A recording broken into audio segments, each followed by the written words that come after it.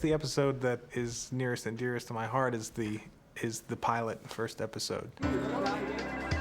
It depicts his anxiety about starting this experience, which is such an unknown. It's universal for every fourth-year medical student one day. Next year, the intern, and people are calling you, "Doctor, what is the answer? What do we do?" And you're no different than you were the day before. Necrosis and infected stool most likely indicate what, Dr. Dorian? The deer in the headlights, that gag, was always funny on paper. But when we did it, it was like we were in tears. It was hysterical. Us in college, me with my flat top, Zach with his mullet. That's pretty cool though, man. I mean, because I did have a flat top like that. There was one episode where I had to say, like, "I told you so" at the end of a scene, and he was like, "You know what, don't say I told you so, just do an I told you so song and dance." This is what I like to call my told you so dance. I told you so, I told you so, I told you so, I told you so, I told you so, I told you so. It was probably the first and the last time, actually, that I've ever sang on the show.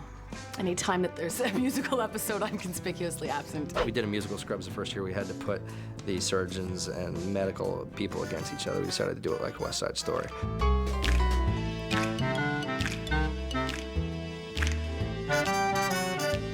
There's an episode where JD and Carla have developed a relationship. Give me that, Bambi. That's not a toy. Look, my name is not Bambi, okay?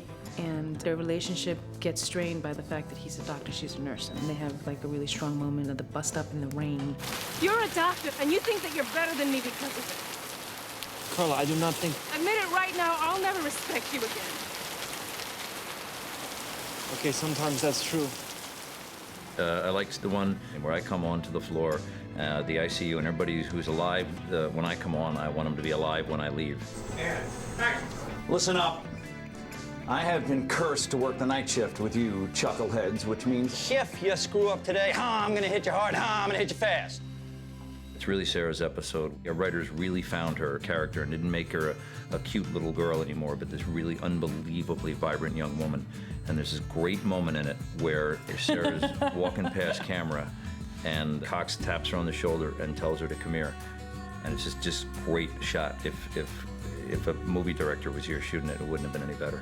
What part of Don't Say It did you not understand? Was it the don't, or was it the say it? Oh, and I like Help Me, Help You to Sarah. That's the end of a scene. Help me to help you. Help me to help you, Barbie. Help me to help you. Help me to help you. Help me to help you. Help you. Help me. Help me. Help you. Help me to help you. I should get to work.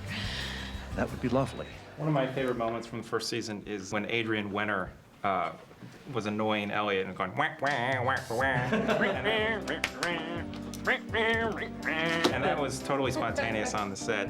I think we just, in the script, it said, does something annoying to Elliot.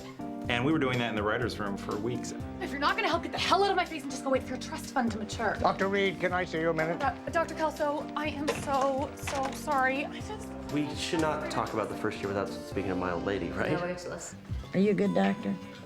God, too soon to tell. For me, that was the first real emotional episode that we had done that really touched a lot of people's hearts. And of course, you know, I happened to be in the episode in a fantasy.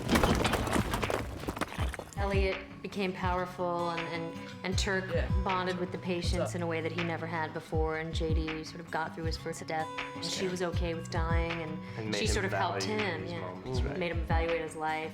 That episode was directed by Mark Buckland, and it won a Humanitas Award. Find her.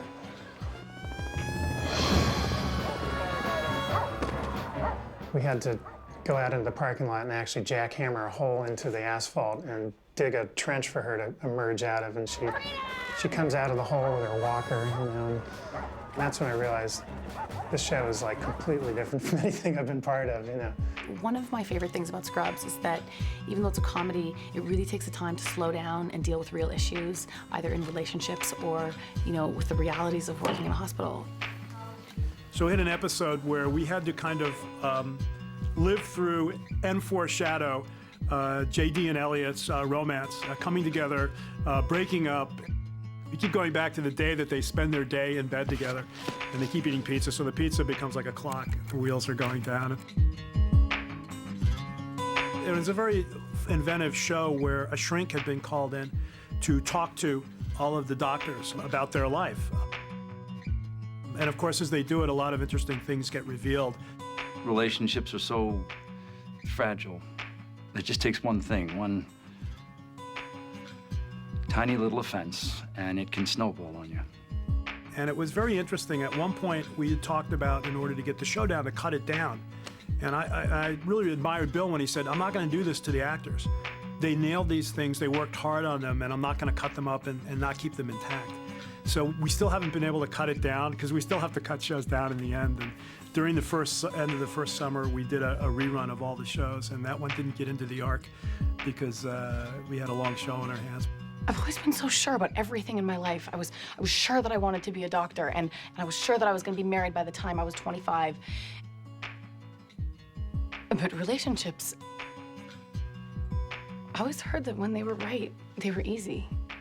That even when things got hard, that they were easy. I wonder what she looks like. Why am I always in your fantasies? We've had some unbelievable guest stars and cameos on the show. I know he's got an unorthodox way of doing things. Not everybody deserves a second chance. Am I right? I say J.J. Walker was I know, I was just big. thinking.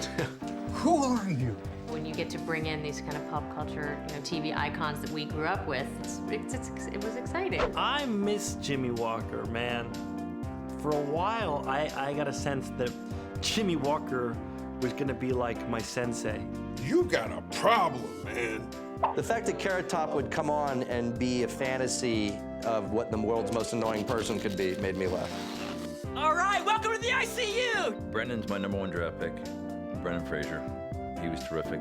You usually get uncomfortable hugging a guy right about now. Bring it, baby.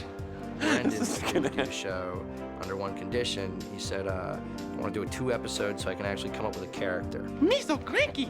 Well, I'm not just playing Brendan Fraser, playing some swashbuckling version of himself. You're a little weird, aren't you?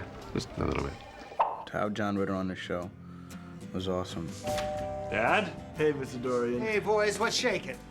And so when I met him, and he knew my name, it was kind of cool. He was like, Donnie, which I don't like to be called, but the fact that John Ritter called me Donnie, the dude who, in my eyes was the best, physical comedian on television I'd ever seen. There's a little moment in the cafeteria, JD's dad, where he's stolen Jell-O. Yes. And I think he just comes and kind of places it on the table. How you doing, Elliot? When John Ritter was on, I liked it when he had Zach pull his finger and he farted. It was never written in the script. He just really had to fart. And it's on camera for everybody to see. It makes me laugh. Pull my finger. I'm not gonna pull your finger. Pull my finger, see what happens. I pooed a little. Sean Hayes was nice enough to come in and play the Golden Boy intern that JD was competing with. Hey, man, how are you? Hey, how are you? Oh, okay. There that is. The best thing about it is all these characters were people that came because they knew us and liked the show.